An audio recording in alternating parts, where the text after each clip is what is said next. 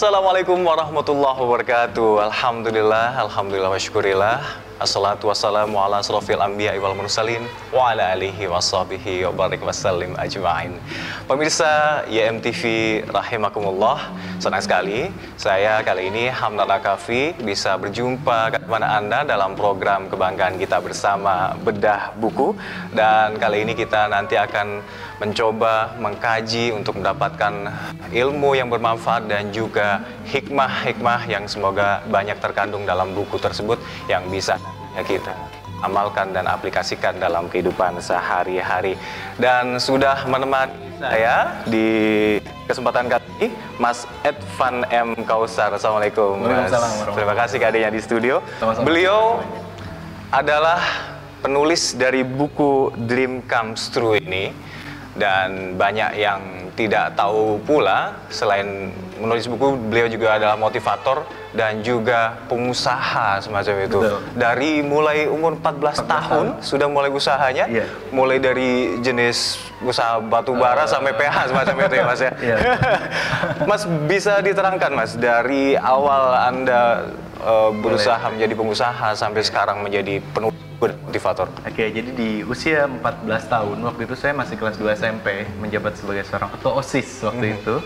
Dan ketika menjadi ketua OSIS, saya ikut sebuah training. Di training tersebut, saya melihat betapa seorang pembicara atau speaker atau motivator ya, mampu menyampaikan materi dengan luar biasa. Nah, di situ saya terpesona dan saya berpikir, ya Allah, apa bedanya saya dengan orang itu? Ya, kemudian di situ saya mulai berpikir dan mulai untuk membuat sebuah training pertama kali di usia 14 tahun yang alhamdulillah acak-acakan waktu itu. Audiensnya seperti apa? Audiensnya adalah teman-teman saya, sahabat, kemudian kakak kelas, adik kelas, bahkan sampai anak-anak mahasiswa pun ketika itu ada hadir di usia 14 tahun saya itu. Tapi terpesona dari seorang motivator yang menginspirasi Anda akhirnya sekarang menjadi motivator. Apa yang ingin Anda dapat dari seorang motivator tersebut? Nah, ketika itu saya ingin menjadi seorang manusia yang bisa memberikan manfaat. Karena saya merasa ketika saya mengikuti training beliau, kita mendapatkan manfaat yang sungguh luar biasa dan saya terpikir untuk menjadi seperti dia, berkeliling kota, berkeliling provinsi, ya kan, berbagi motivasi dan menyemangati para pemuda-pemudi Indonesia. Baik. Seperti itu. Ini adalah mungkin sebuah kata kunci yang kebetulan berkaitan erat dengan tema pembicaraan kita hari ini. Betul. Ya, bisa bermanfaat bagi orang lain, tentu saja bisa memberikan kesuksesan juga bagi orang lain. Mungkin dalam berbagai bidang kehidupan, dalam karir, kehidupan rumah tangga, sampai ya tujuan kita bersama adalah sukses di dunia wal akhirah. Bisa Anda sharing ke rekan-rekan di pemirsa di manapun Anda berada, hubungannya apa sebenarnya dari kesuksesan dan manfaat ini? Nah, sukses dan bermanfaat gitu ya. Banyak orang berbicara kita harus sukses dulu baru bisa bermanfaat. Ada juga sebagian yang berkata kita harus bermanfaat dulu baru sukses. Nah, kita harus memilih tuh. Saya juga termasuk yang memilih sukses dulu baru bisa mungkin bisa bermanfaat bagi orang lain. Padahal sesungguhnya dari berbagai teori kemudian penelitian yang ada di dunia ini, ternyata orang yang sukses adalah orang yang bisa bermanfaat bagi orang lain. Seperti itu. Contoh misalnya kita dihadapkan dengan dua pilihan nih Mas. Ada dua buah deterjen, ya, harganya sama, kemudian deterjen pertama 10 kali kucek bisa langsung bersih, deterjen kedua 1 kali bilas langsung bersih. Kira-kira pilih yang mana? Yang lebih efisien dan lebih bermanfaat. Ya? Pasti yang kedua, yang sekali bilas langsung bersih. Kenapa? Pertanyaannya kenapa kita akan memilih deterjen yang itu padahal harganya sama? Ternyata jawabannya adalah deterjen tersebut lebih bermanfaat untuk kita. Artinya apa? Segala sesuatu yang bermanfaat itu akan dicari. Orang kalau nggak ada manfaatnya pasti dibuang. Dari perusahaan, nih nggak bermanfaat nih buat perusahaan gue, pasti dibuang. Itu analoginya dari kita ya. Iya kan? Nah, itu yang terjadi. Dan ternyata bahkan seorang Bill Gates, ya kan, pemilik sebuah perusahaan besar di dunia, bagaimana pertanyaannya beliau bisa menjadi seorang manusia sukses, bertahun-tahun menjadi orang terkaya di dunia. Jawabannya adalah Bill Gates mampu menciptakan sebuah produk yang bermanfaat. Akhirnya dia sukses, dia diterima oleh orang banyak. Bahkan sebanyak apa sih manfaatnya? Hari ini syuting ini pasti akan diedit, ya, scene-nya akan diedit di komputer. Kemudian kita orang yang hidup dan bekerja pasti menggunakan komputer dalam keseharian kita. Makanan bahkan dibuat resepnya dalam komputer, bangunan dibuat dalam komputer. Betapa apa yang dibuat produknya di dalam komputer itu yang dibuat oleh seorang Bill Gates mampu menjadikan dia manusia yang bermanfaat.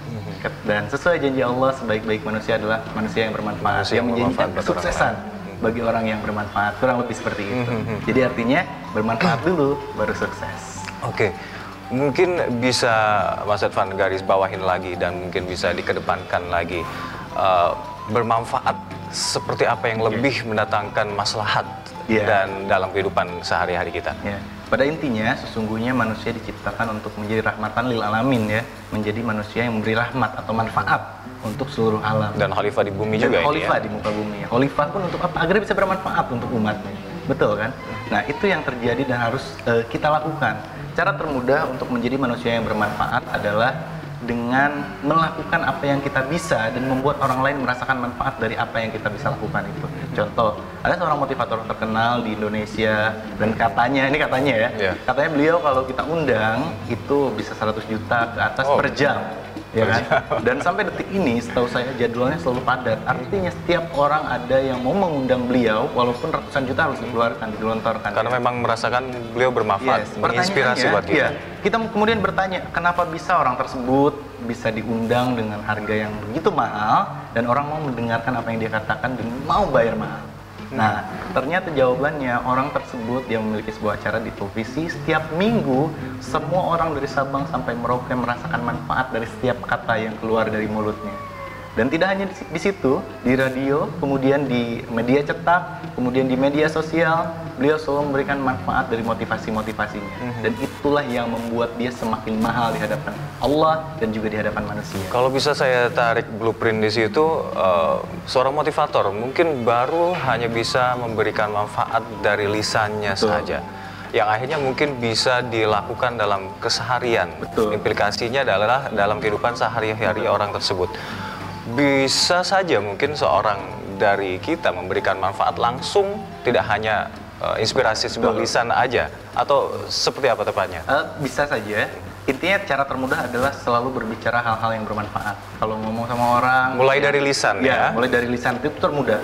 Kemudian mulai dari senyum. Senyum memberi manfaat, membuat orang bahagia. Memberikan energi positif di semua orang, ya? Orang yang mudah senyum, manfaatnya dirasakan orang-orang lain pasti ditemani oleh orang banyak. Ya kan? Pasti orang suka. Semakin bermanfaat seseorang, misalnya seorang guru, seorang dosen, ketika dia bisa mengajarkan sesuatu yang bermanfaat dengan metode yang lebih bermanfaat, pasti lebih digemari oleh siswa dan siswinya, oleh mahasiswanya mungkin. Kemudian seorang ustadz, ketika dia bisa menyampaikan materi yang luar biasa manfaatnya, pasti jamaahnya akan banyak. Kemudian seorang pengusaha, dia bisa menciptakan sebuah produk yang bermanfaat, maka dia pun akan disukai oleh orang banyak. Baik, menarik sekali, banyak sekali hal yang bisa kita kulik lagi nanti, dan tentu saja pemirsa, kita akan kembali usai pariwara berikut ini. Tetaplah bersama kami dalam program Bedah Buku.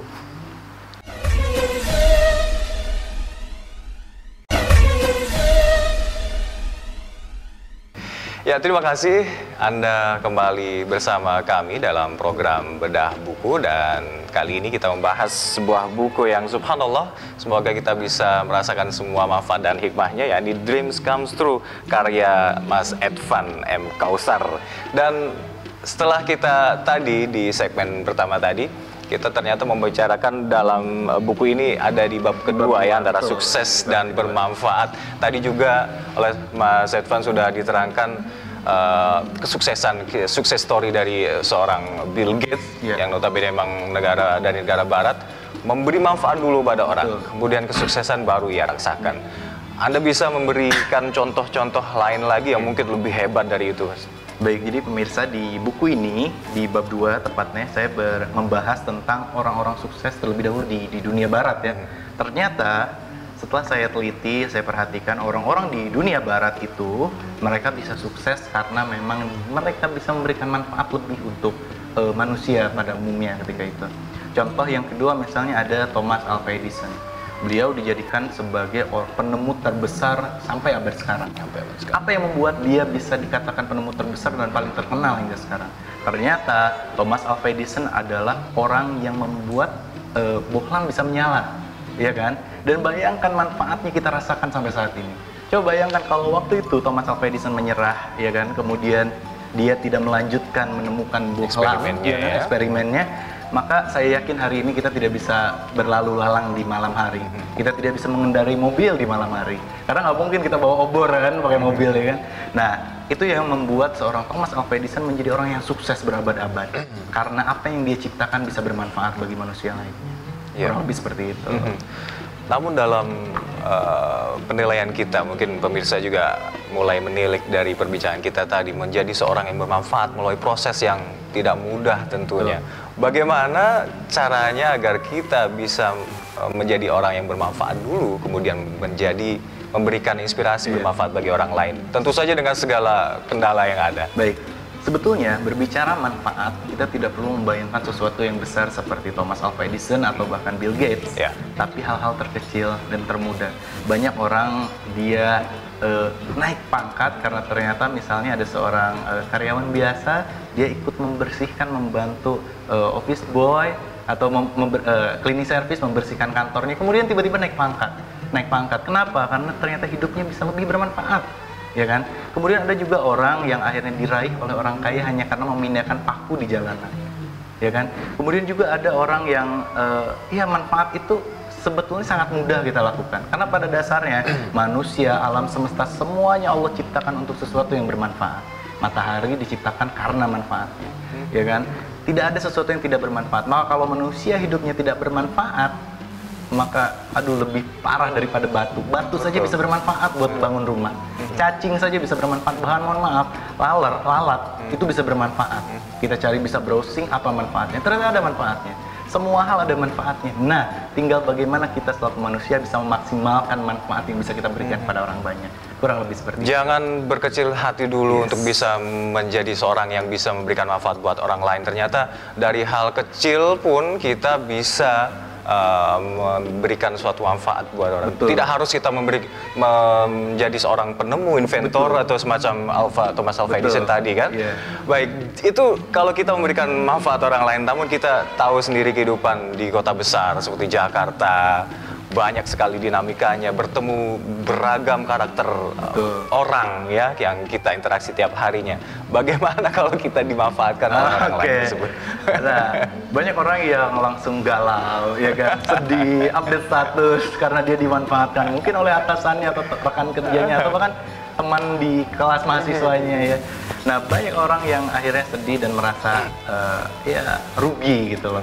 Padahal nilainya di hadapan Tuhan, di hadapan Allah akan berlipat-lipat ganda bertambah.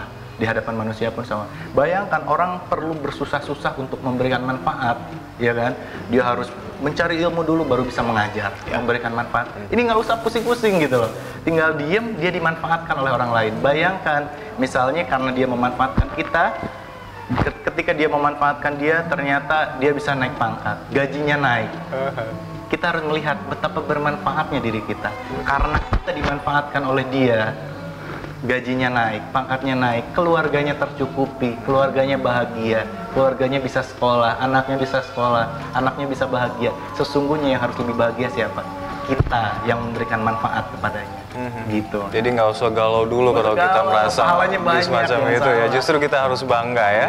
Baik, dan pemirsa, sepertinya kita akan kembali mengulik lebih dalam lagi pembicaraan kita terhadap buku Dreams Come True ini dengan perbincangan lainnya lagi usai pariwara berikut ini untuk Anda.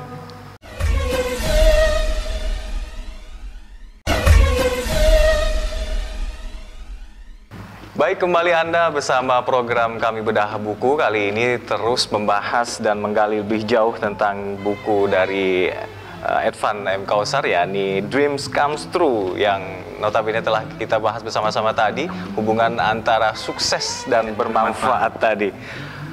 Sampai detik ini saya udah mulai men-switch mindset saya bahwa harus sukses dulu baru bermanfaat.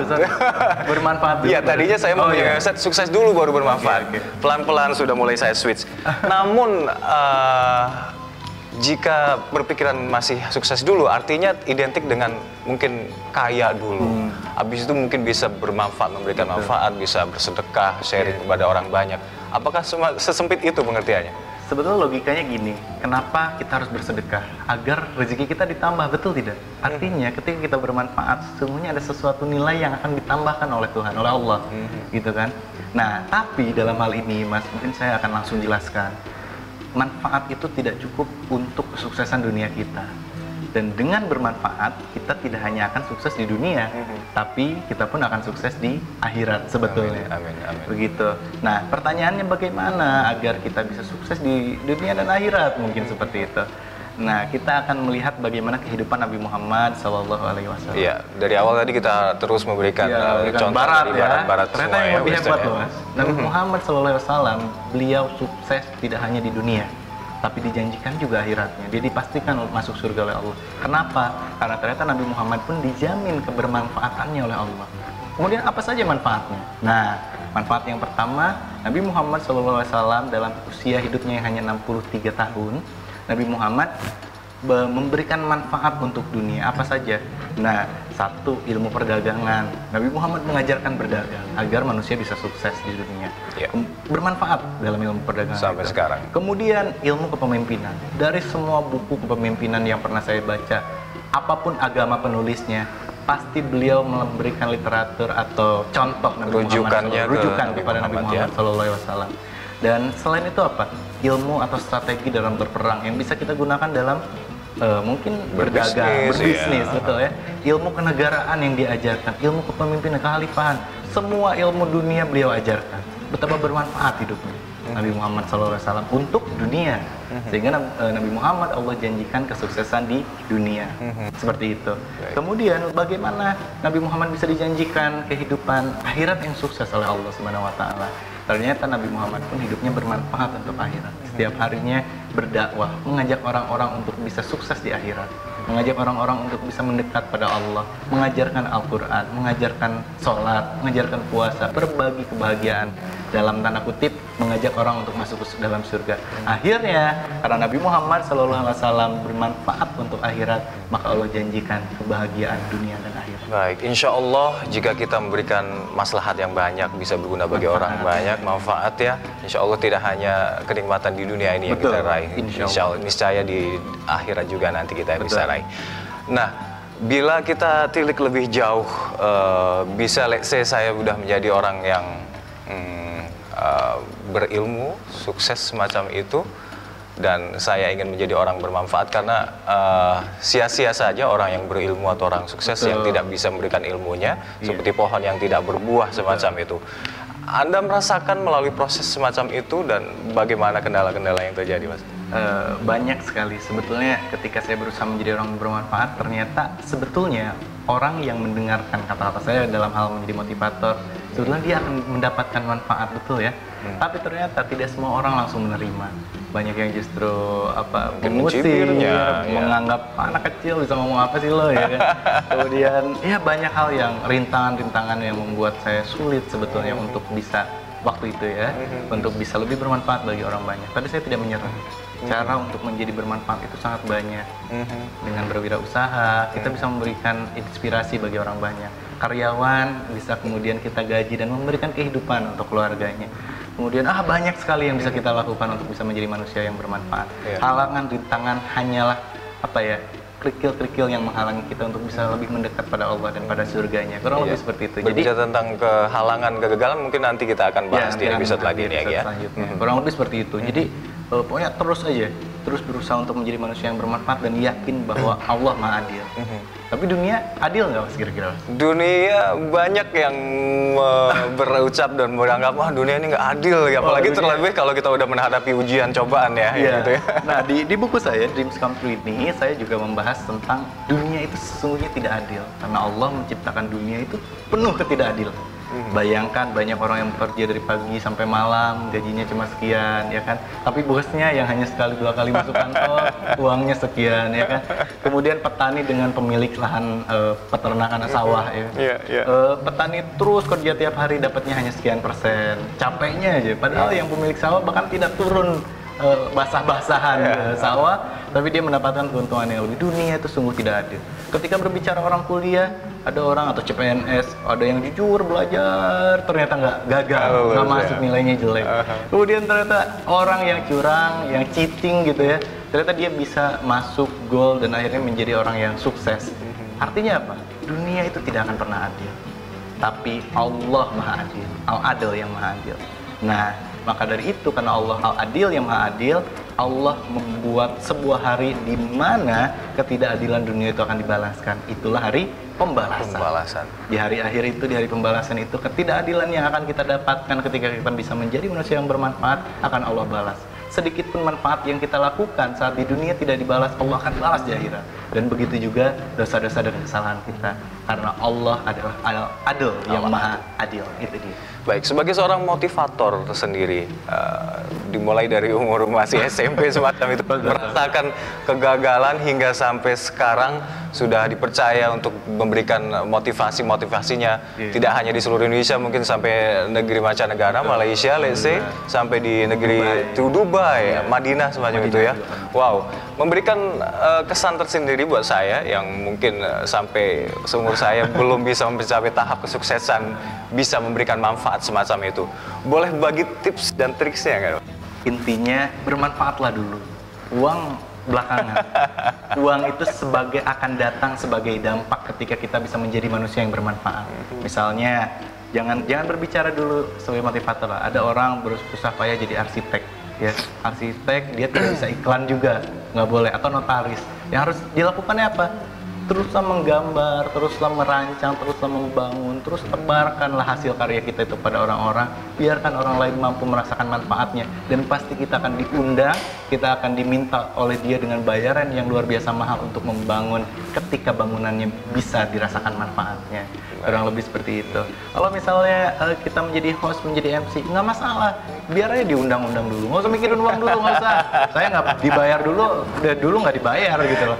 Biarkan orang merasakan bahwa ketika kita menjadi host, menjadi MC misalkan, luar biasa ya. Dimulai dari physically, kemudian dari attitude, dari skills, itu sudah membuat orang merasakan manfaatnya, maka pasti kita akan terus diundang, akan terus digunakan oleh dia, akan terus dihormati, karena kita akan semakin tinggi nilainya di hadapan Allah dan manusia. Baik, Mas Irfan, kita sepertinya tiba di penghujung segmen ini. Bisa Anda membuat kesimpulan dari pembicaraan awal kita hingga akhir ini? Baik.